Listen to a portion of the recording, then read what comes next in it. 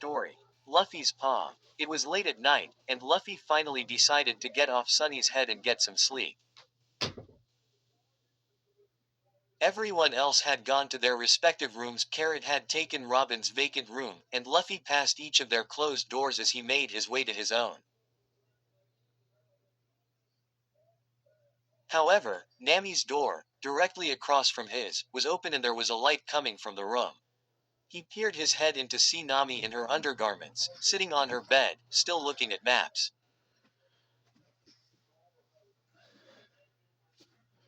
You should get some sleep, Nami, Luffy yawned while leaning against her doorway. Nami looked up from her work and jumped, Luffy. She tried to cover some of her body with her bed sheets and blushed hard. What are you doing? Get out of my room. She's sure been blushing a lot recently, he thought.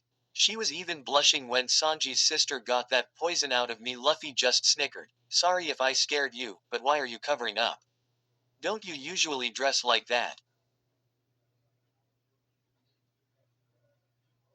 Nami blinked, probably realizing that he had a point. There was an awkward silence, and Luffy smiled. Well, I'll leave now, sorry. Nami's paw. Just as Luffy was about to go, Nami couldn't help but blurt out, wait. Luffy turned back around and raised his brows. Nami pushed the bed sheets off her and sighed. I'm sorry for snapping at you like that. You just caught me by surprise. Luffy put his hand behind his head. Yeah, I guess I really did. Your face was so red, too. Her heart skipped a beat at the mention of her blushing, and she was starting to get hot. What am I supposed to say to that? Does someone like Luffy even know what love is? Let alone anything sexual. Luffy. Nami got off her bed, walked over to him, and gazed into his jet black eyes.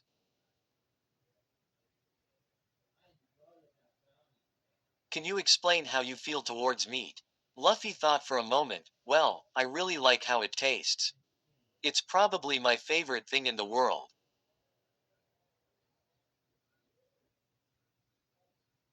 Would you say that you love it? Nami asked. Yeah, I guess, Luffy shrugged.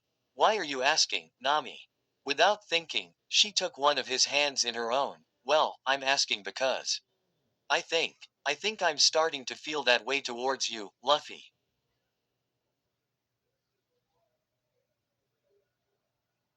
There was slight pause, and Luffy squinted his eyes and pulled his hand away slowly.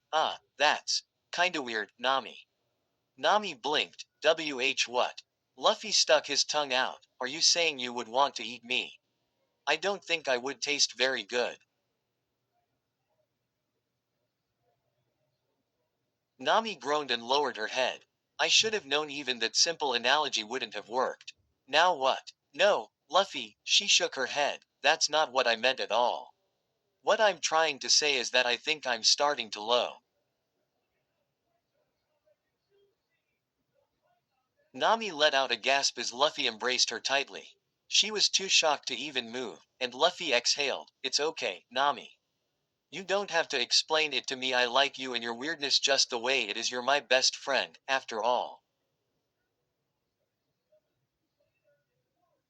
She